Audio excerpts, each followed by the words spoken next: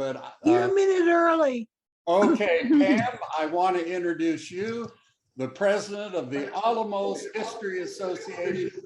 Please welcome us to the meeting and introduce Trini. Okay. Well, welcome. Mexican society is very complex, and part of the complexity is the existence of communities of indigenous groups, descendants of the peoples who lived in Mexico before the European conquest. We are fortunate in having in our association Trini Rangel, who devotes much time to learning about the Mayos in particular. He will share with us today his knowledge of Mayo religious culture in southern Sonora. Thank you, Trini. Thank you, Trini. Take it away. The Virgin of Guadalupe for the Mayos, the way that the Lloremes celebrate this very important celebration. It is important for Mexicans as well, but Mexicans celebrate in a different way that the indigenous people celebrate. And I started the presentation with this image because that's the last appearance of the Virgin here in the municipal market inside, in one of the corners inside of the Mercado. This happened recently, and that's why I got that image and I said, I want to start the presentation with the image of the Virgin that is inside of our Mercado Municipal. In one of the corners, when you walk in the market, go in there, and they have like flowers and a little nicho, and it came from a mob that the janitor lay against the wall in there.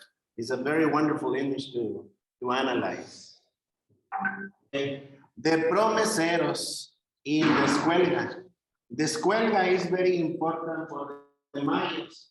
Descuelga, it means when they get the patron, in this case, the patrona, out from the altar. So they start what is called campaing. And then they start taking the Virgin or the patrona, in this case, to different Promeseros houses to SEXTEAR. Promesero is this guy and this woman, they are Promeseros. They are doing this for a promise. And as you can identify them, they will have the rosarios. The rosarios, they change their colors. In this case, you see the green, red, and white. And when we get to see that is because of the Virgin of Guadalupe, they is coming.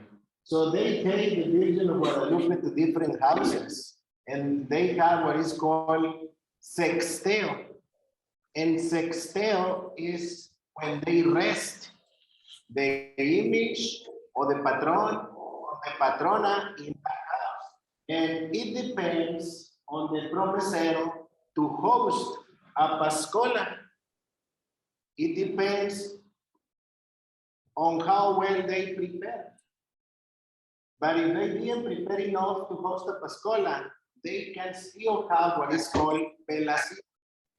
And velaciones is what Mexicans have in order to celebrate the Virgin of Guadalupe. Así,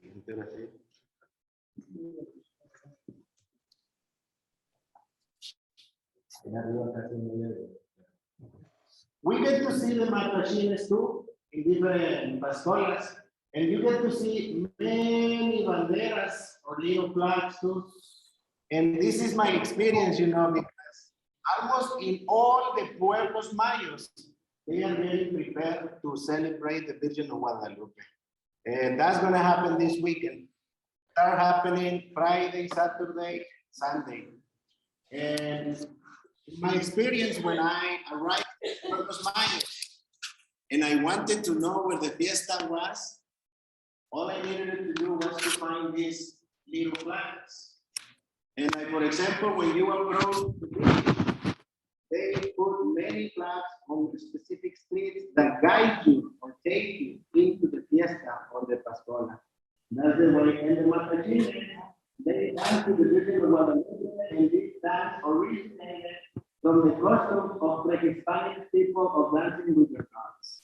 We get to see these dancers in the Pascola that Ruth Acuña hosted every year. And that is in front or across the street from the Bonito Resort Hotel out of town. That is happening on Sunday, this Sunday, 7 p.m., a good time to show up. And everybody's welcome.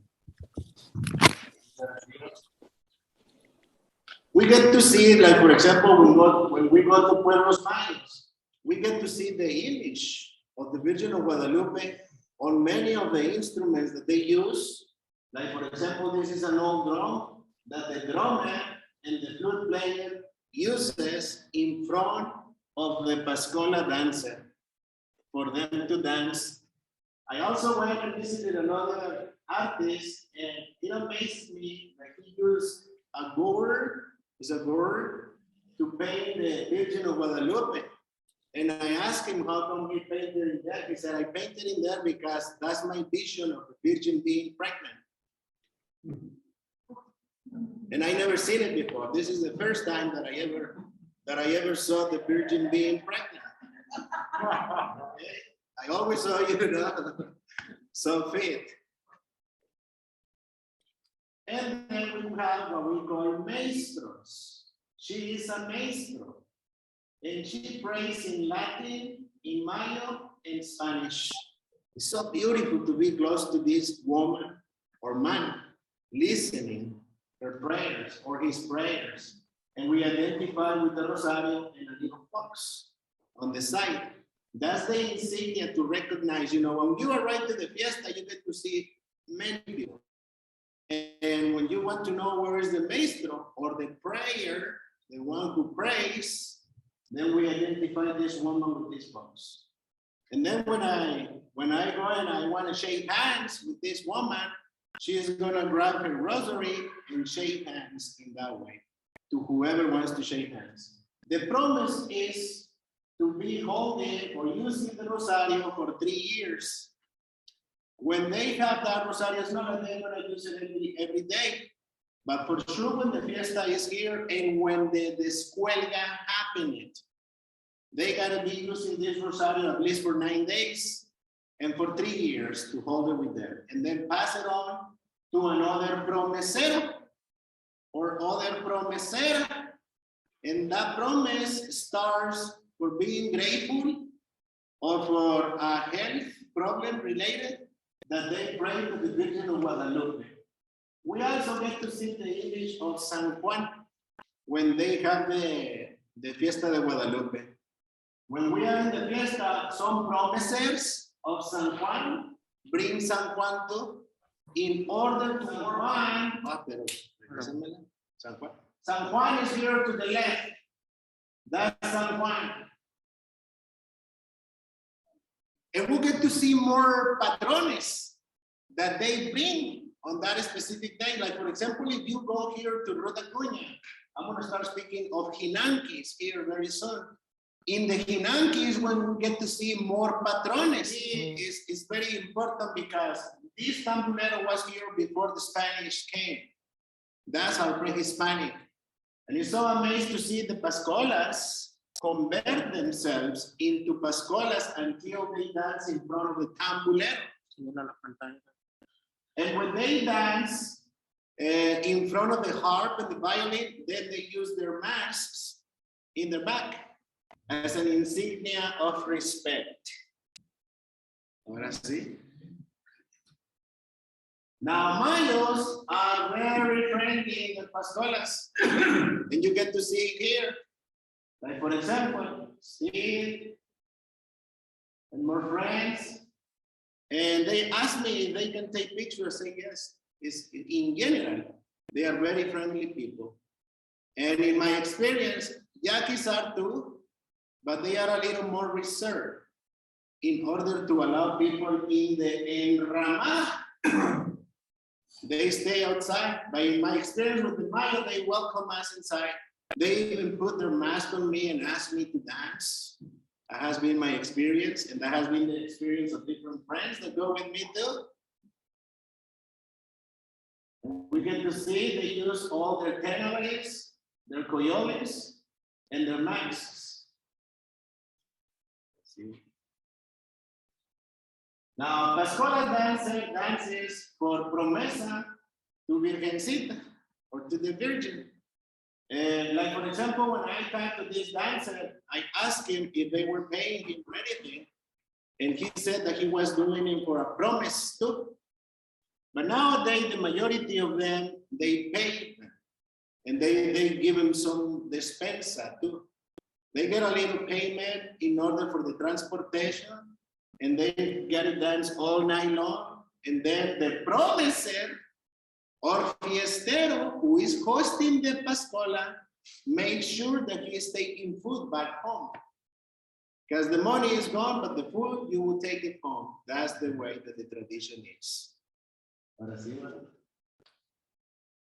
Now we get to see another Mayo with the Virgin of Guadalupe and his own San Juan. So this is a Mayo who has two promises. And when the San Juan days arrives on June 24th, he has to host a Paskola.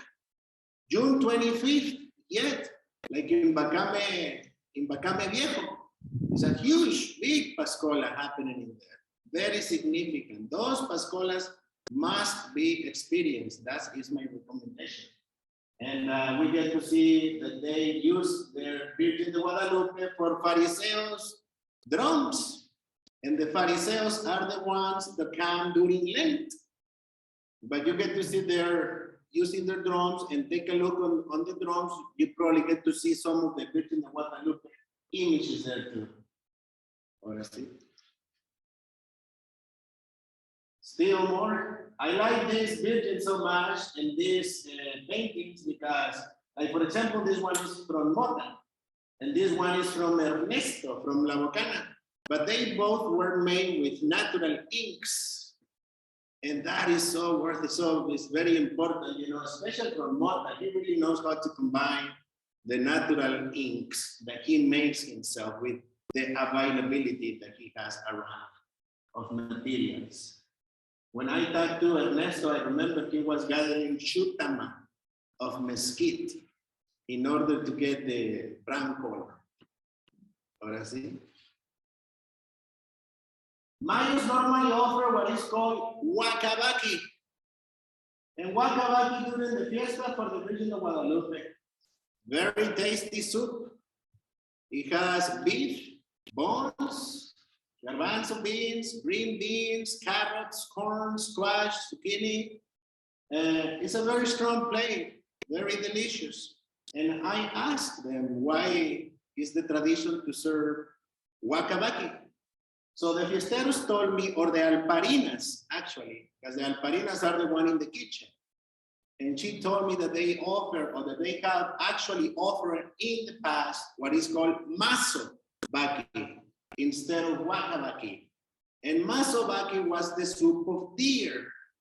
And that is not offered anymore, but now it's offered guacavaqui, which is soup of beef. And like, for example, if you go to Llavaros, they have Virgen del Carmen in there to celebrate. So in Llavaros, the availability is the sea. The port is there. So they offer you what is called cuchu baqui. And cuchu baqui is soup of fish. And that's what they have available in there. It's good tasting too. They also have what is called chivo baqui, which is soup of goat. I have had that one too in different places. So I asked her, why do they serve that? She said, it gives a lot of energy to people. And the fiesta, they go all night long. And the fiestas, they can last even 2-3 nights non-stop. And that's what they keep offering the guacavaqui. Very tasty. And that is offered to everyone who goes to the fiesta. And somebody asked me, did you get an invitation? I said, no, nobody gets an invitation, but everybody's welcome. That's the way the fiestas are. Ahora sí. We get to see more of Virgin of Guadalupe by Mota, all natural inks. And for Cabos de Años, it's very important for Cabos de Años. It's not only on the day of the Virgin of Guadalupe that we get to see that they venerate or respect the Virgin, but for Cabos de Años, which is one of the most important Paskolas that they have. A Cabo de Año is to celebrate the anniversary of a person that departed from here already, that died. So it's like the anniversary that he died, for example, on December 9. Cabo de Año is happening today with all of these guys, with all of the dancers. They gather in there in order to honor the person who died. In this case, this was Leonardo Valdez. And Leonardo Valdez is the anthropologist who first started the museum in Echocoa. And if you haven't been to that museum, it's a must-be place. Go see that place. It's a terrific place. I totally recommend it. It's kind of tricky to get to the place, but you'll be able to get there.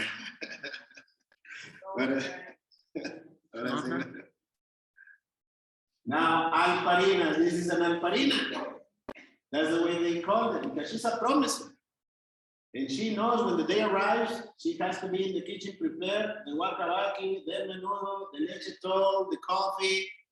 And in my experience is that when they get me to the kitchen, they will offer me everything. I said, please wait. Don't leave yet, have this. Oh, wait, have this now. But everything is so good. And this is a dessert that she makes with flowers, sugar, cinnamon, clove. Very tasty. Sometimes they offer menudo too. If they don't have what is the bones and the meat, then they will offer you menudo. And menudo is very tasty too.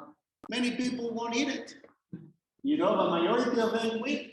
You get to see the happy faces in here. Now, many families prepare their nichos for velaciones. And those are the velaciones. They can, this is what I said, SEXTEAR or sexteo. Once that we get in the Mayo villages, they quickly can hear, oh, ¿dónde es el sexteo? Where is the sexteo? And the sexteo, it means that the virgin that they got down from the altar in the little chapel is in a house of a family for that night in order to go to another family the next day. Until the day arrives, it will go back to the church and to the enramada to have the Pascola. And that is what we're going to be able to see at Roots Acuña if we make it there this Sunday, which I totally recommend to you all. Now, Paskolas have a Jinanki and starts the fiesta with Canarium. Jinanki is the procession. And that's the way that they will start the fiesta. From the last house that they were sexteando the Virgin, they will bring the Virgin with fireworks, with the music and everything to start with Canarium. Canarium is the name of the first song that the violin and harp will play for them to dance. That's the way that they're going to start and open the fiesta. And then the oldest guy, who is right here, is going to start saying a word that he is very thankful for the fiesta to be happening and do only one petition. The petition to the four winds is to the fiesta to end up with no problems. It's the only petition that he says. Now the fiesteros, who are the partiers or fiesteros, and the promeseros, who are the promesers, bring the Virgin in the Jinanki to the fiesta. We get to see the Virgin here. And we get to see different villages that they live close by and that they probably didn't put a fiesta together. So that what they can do is bring their patron or their patrona to the main day that the fiesta is happening and bring it to the Jinanki, to the procession. And we get to see different promeseros in here. See, the woman is holding a different color rosario in here. This is for divine child. Now we get to see another color down there. That's for San Rafael in Sebampo, close to Echocoa. Okay, go back. I don't see the word you're talking. Yeah. Okay. I can't see your light. Casi no se ve. Ya no- Súbete a la pantalla y decirle ahí.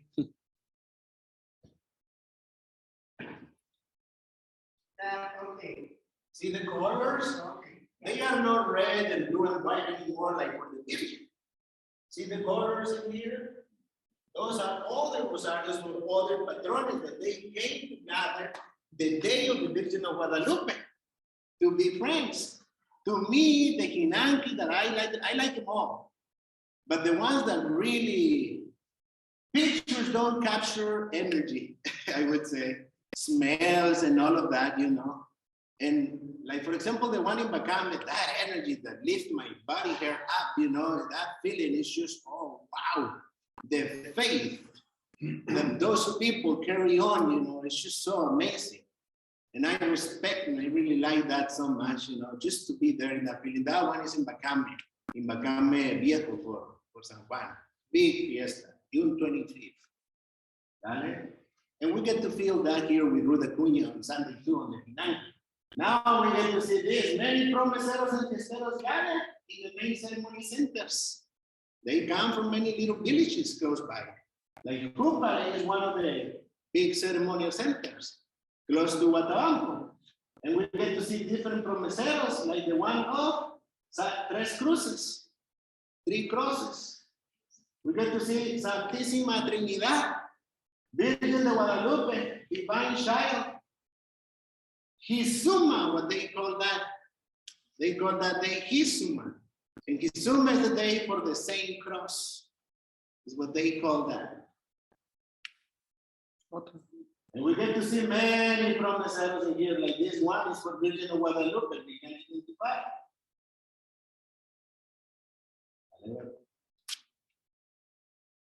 Now, the Virgin goes through different villages with other patrones, like San Judas in this case. Here's San Judas that is big, venerated in Mexico, and many fiestas just happening. Probably you were able to hear many fireworks in the last month. Loud music. That was because San Judas, throughout the month, last month was celebrated. And now they still do it all the way to December. They have the chance, whoever is holding a promise for San Judas. And they bring it with the Virgin group. More virgencitas.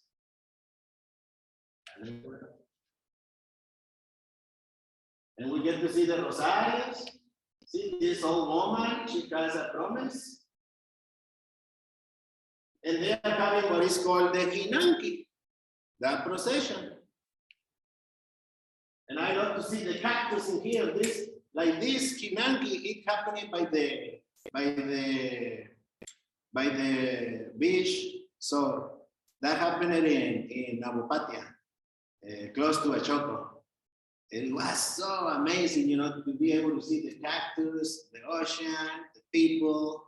That was so amazing. That's why I captured this image.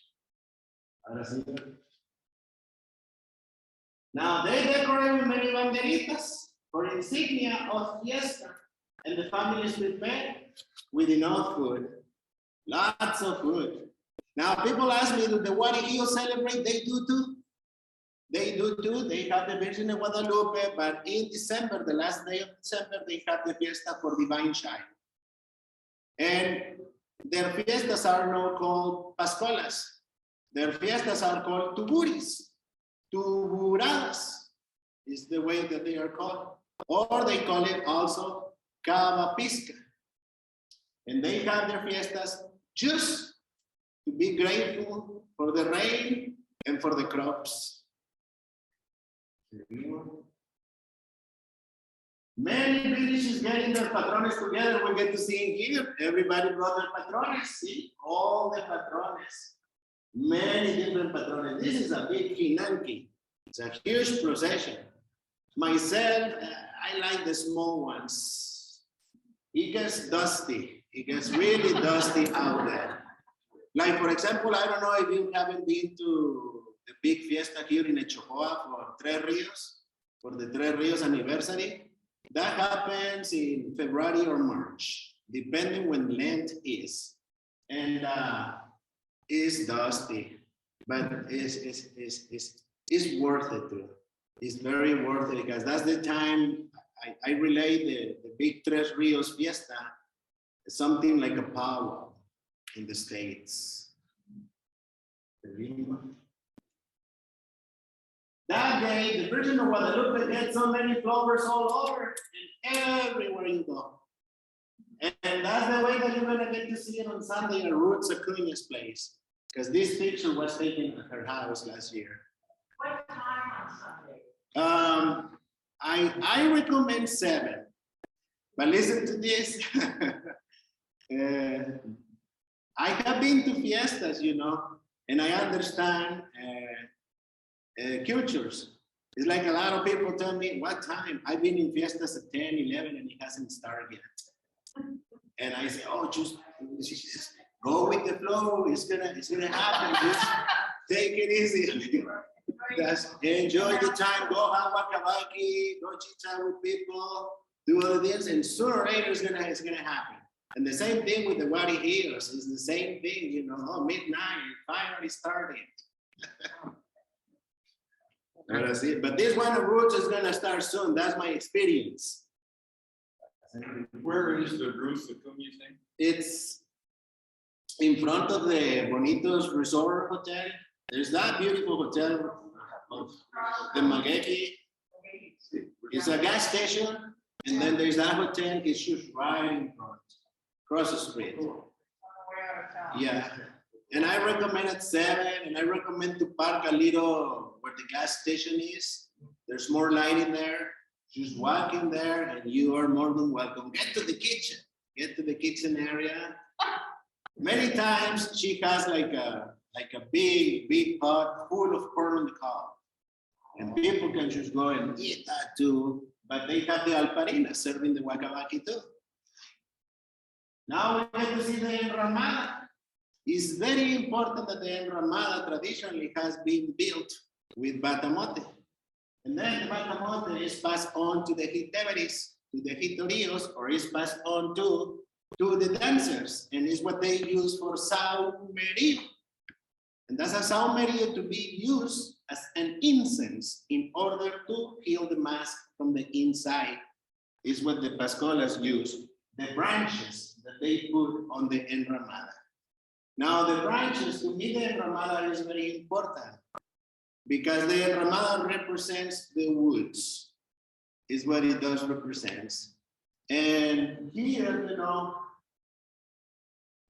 it has been my dream for Alamos to be having the Paskolas at least once a month, because we have different patrones in Alamos, and we are in Ayoreme's territory.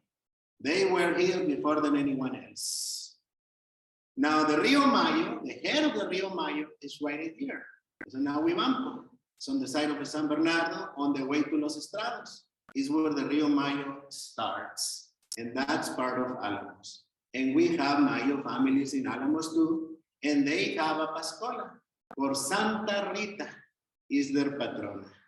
And they live as soon as we pass the bridge on the way to the airport, to the right. There's a little entry in there, and this is where the Mayos live in there. That's the only Mayo family that I know in Alamos. Now we get to see, for example, different hiteveres, different hitorios. Mayos, curanderos themselves, they use the image of the Virgin of Guadalupe. We get to see in there. We get to see a bone healer, midwives, chamanes, hiteveres, hitorios, sobanderas, curanderos, hierberos, parteros. All of them will have the Virgin of Guadalupe. See right in here? This woman was very important for Alamos.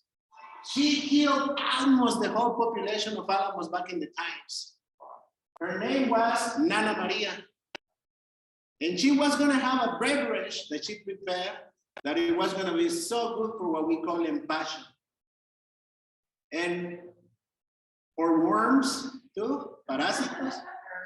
Yeah, and then she was going to heal the stomach a little bit and live what she called mollera. because we didn't have many drugs for sale, you know. We pretty much had aspirin. I guess that was it. What we had here in Alamos. And people went with like to her. Now there was sale. Like for a broken bone or something, go to Humberto. It's so good. Or go to Mercedes. She is the oldest Mayo healer. And she is the only clinic in her little village. She is the only doctor. Mercedes is a woman with lots of wisdom that I really respect, and I admire her, the wisdom that she has. It's so good.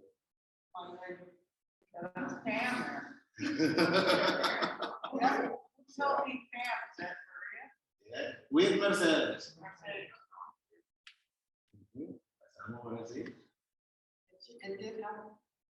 Now, like for example, this is a tuburada for the guariguillos. The guariguillos are very different, and especially their masks. First of all, we don't see their masks anymore because they are using Mayos masks now. We don't see the guariguillo masks anymore because there are no carvings with the guariguillos. And that's the reason. And their masks are so rustic. These two masks that I have in here are guariguillo, and they work hard with the bottom of a glass bottle, of a caguama, is what the guariguillo told me. So they have big bottoms on, right on the bottom, you know, so he got it and he started making this mask. And I like it so much because the inside and everything, you know, and the wood is very solid too, and it's almost impossible to carve that wood. How could you with a glass? Is what he has available. Now they have the Virgin and they have San Isidro. And the San Isidro is for the Cabo. It's for praying for the rain and for the good crops. So they made their little nicho, as you get to see. And everybody goes in there. And then they start dancing. I love the way, because I wasn't there when they quickly built the nicho. They went and grabbed wasima, willow, and they bent it, as you get to see here. And they put that sheet on it, and they had their nicho. That was amazing. It took them probably 10 minutes in order to quickly put that together. More nichos, more altares for the Virgin of Guadalupe that I have seen in the different pueblos Mayos where I go through. Very good. Like, for example, different patrones that they have. More.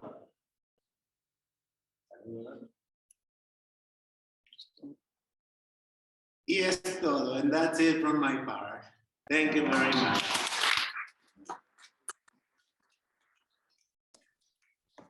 Yes.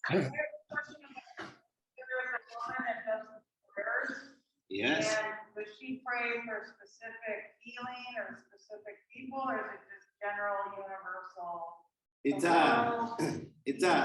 The prayer that she does is the one that, in Spanish, the ones from the Catholic Church.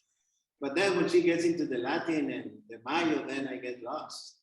But I asked to a very old person, and he told me that she prays to what is called Huya Anya and Bawe Anya. And Huya Anya is being grateful to the woods, to the jungle, to the cactus, to the tree, to the animals. And Bawe Anya is being grateful to the sea, to the ocean. She prays for the earth. Bawe Anya. And it's very important because in the morning, like for example, because the fiestas, they go at night and during the day. But during the day, the Paskola, the oldest Paskolas, and all the music is related to the woods. We make it at night, and then we get to see the sea, songs, the foxes, the coyotes, the animals that come out at night too. They start showing up in their songs. Trini, I have a question on the Promeseros. Now Yes. you know, before Lent, we make promises, but they're temporary promises. We will abstain from alcohol for that 6 weeks period. What about the Promeseros? What are their promises like? The majority of promises of the Mayos are for health, for gratitude, and financial situations. When I Okay. financial situations that they were solved or that they are still in the struggle. Okay. Well, I want to say that when you took me to Bacame for the great festival of San Juan Bautista, it was just an emotional time. And Steve McKelvey went there with us, and I learned so much during that time, and the food was delicious. And I hope that all of you can have an experience of a Paskola or many Paskolas during this season.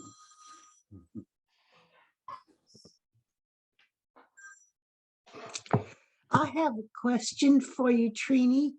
Could you explain again about the patrones? I didn't quite catch what you said. I understand there's this structure which is carried around, but what are the patrones, or who are the patrones, and what purpose do they serve? The Mayos, they call patrones to the saints. And patrones is translated as boss, the bosses. And they call them patrones or patroncito or patroncita with the diminutive. But that's what the patrones are, the saints. Trini, can I ask, is in fact the patron the patron saint of those people or of that place? Could we translate it as the patron saint? Patron saint, yes, is a saint. Yes. So like the Virgin of Guadalupe is in this large frame, and that's is that her saint day? Is it? Yes. Is that always in December? Yes. December 12th. So this weekend is her saint. December 12th, and yesterday started to happen our patronas. That's why we have fiestas patronales, because she's our patrona. But what is the purpose of carrying the Virgin to the what is the purpose of carrying the image of the Virgin to the patrona? Why do you do that? Why does one do that? Yeah, they go from house to house with the different promesers. And they don't go to all of the promesers. The promises are carried out different ways. These people, they carry out the promise in a way of having the Paskola because that's the way that they were taught. But other Paskolas or other people, the promise that they're gonna say, okay, I'm gonna be a pilgrimage. And I'm gonna walk from here to there. That's gonna be my promise. And we get to see that happening from now on. Those guys are carrying the promise in a different way. Others said, okay, I'm gonna provide the food. That's gonna be my promise. And I'm gonna make it happen. And no matter what happens, they gotta make it happen. If I went through health problem, financial situations, whatever, I gotta make it happen.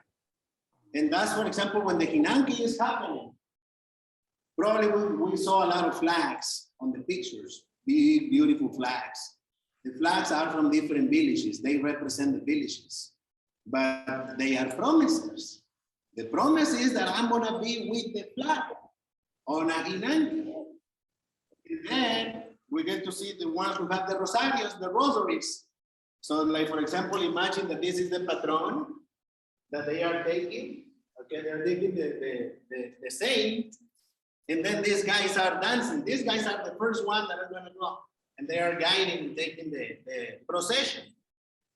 When they turn to the Virgin or to the Patrona, The persons wearing a rosary is amazing to see how fast they can cross themselves with that rosary. They got the rosary and they go like,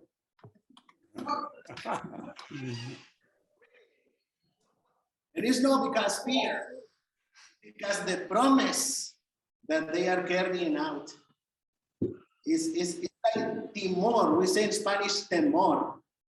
And temor is the respect to my patron, that I had to pay him her what I had promised already. And I wish, if you go to this Rus, pay attention when they are taking the patron and see the way that they cross, and even try to shake hands with the person wearing the rosaries, and just see the way that they're gonna hold the rosario and shake hands with him. That event that they had last month, 20th of November, started around the 16th in Aduana. Was that a Pascola? That's What is that? unfortunately, they don't have a Paskola as it happened many years ago, and here in Alamos too. Here in Alamos, at least in my childhood, I remember that they used to inaugurate the fiestas patronales with the deer dance. Every fiesta patronales, and that's being lost more and more. The same thing with the Virgin of Guadalupe in Aduana. 9 days before, they have what is called Descuelga. So they get the patrona out of the church, and then they take it to Aduana 9 days before. On November 20 is the main day of Virgin of Guadalupe, and is when possible they could have a Pascola. But the Jinanki, which is the procession from Alamos to Aduana, people walk with the Virgin. Not this year though. They took it in the car. My family made the walk. Yeah. They made the promise 5 years ago. So different villages have different patrons. Absolutely. They all each have their own day. Yes, absolutely. Yes, So your patron is San Rafael, don't forget your Paskola. absolutely. San Rafael. Absolutely, yes. Yes. There's many saints, right? Oh, yes. No, Paskolas are happening throughout the whole year. We get to see them. ¿Más preguntas? Yes.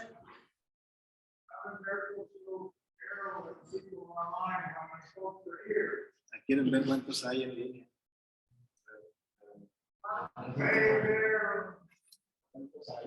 Yeah.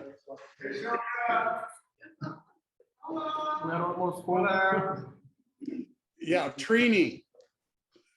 Yes, There sir. are some questions. First, Susan Rohrbach has a question. How do you know? How do you know when these are taking place? These festivals? How do I know? Yeah, is there some? How does one find out about them? First of all, myself, good question, because I don't want to make it out there to the village and then nothing happening. I talk to these people. These people, the promise. See, in order for a fiesta to happen, I need to do what is a compromiso in Spanish. First of all, I need to make a deal with the oldest dancer. If I am a promesero and if I want to host a Paskola next year for the Virgin of Guadalupe, I need to go and talk to the oldest dancer. I tell him, I want to host a Paskola. And then he tells me or asks me, how many dancers do you want? You want 4, 5, 6, 7, 8 dancers? How many musicians? Well, it takes 4 dancers. It takes 3 musicians, 2 violin players, 1 harp player, and the 3 dear singers, the drum and the flute, the Alparina, the Alawasin. So it takes 14, 15 people for them to put together the fiesta. So what I need to do is I need to bring 20 pesos bill 50 times. And I need to bring 15 little packages of cigarettes in order to shake hands with him and make the compromise. And then he will go and spread 20 pesos to that dancer, to that cook, and the cigarettes. And that's the way that this guy knows that day he cannot do anything else because he has a compromise with me now. And that's the way that it happens. And that's the way that I knew, okay, well, I better call the dancer and see if he's gonna dance over there. And see if he's gonna dance over there. That's how I got it. No, there is a calendar for saints, but the fiesta, nobody ensures that it's gonna happen. So call this guy. Yeah, no, there is a calendar for the patrones for sure. That doesn't change. Yeah, Trini, Joan has a question. Yeah. Wow. Joan, did you have a question? Okay, I guess not. I was wrong. Are there more questions from our audience, either there or on the screen? I think John has a question. Okay. But Anne, I don't know if Anne here. Yeah. Well, I want to make a comment here, whether they're questions or not, but it is Trini's dream that we have a Paskola with, one of the saints' days or one of the festival days, and that the History Association be a part of that. And it's his dream, and I know many of us would like to help to make that happen. And so I am so inspired, Trini, by your enthusiasm and all of the things that you've said. And I hope that, at some point we can bring this dream to fruition. And I just want to thank you so much. I think all of us do. And I want to thank all of you that are there in Alamos, as well as those of us in different places in Arizona and in Norway and around the world anyway. So thank you so much. Yeah, a round of applause for Trini. I want to also say that next week's presentation will be Zoom only. And I'm giving the presentation and it will be on, I'll send out something in writing, but it'll be on the book that is on our website by Otilia Urea de Figueroa, and it's called My Childhood in Alamos. And in its total, it is there on the website. So please, if you get a chance, read that over, thumb through it this week. But we're going to be talking about Alamos between 1900 and 1912. And it's going to be so exciting.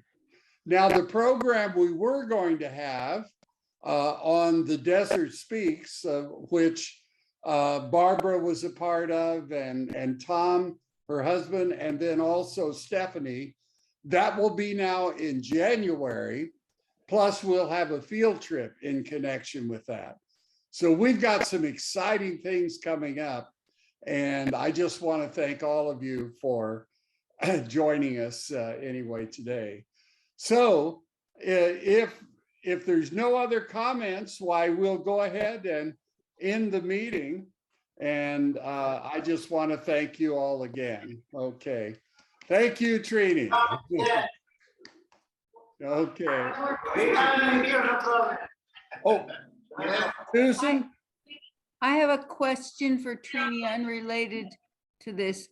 Do you still need school supplies? Sure. Yes. Sure, yes. Okay. Okay. I'm sorry, I couldn't hear you. Yeah. Okay. If we have. Oh. Carol, they want to know about you. They want to know about paying membership. Okay. We will collect dues again in January. We're working on our account. Now you can, those of you that are going to pay in dollars, you can send a check to me, or since my address is out there, and I'll put that on my follow-up announcement leading people to the recording. but we will make a big effort in January to get more dues. So, you know, don't spend all of your money on Christmas presents. Keep 200 pesos or $15 for the History Association, and we'll do that. Okay. Okay. I'm going to go ahead and end the meeting if it's all right. And thank you all for your participation. Okay. Until next week. Okay. Goodbye.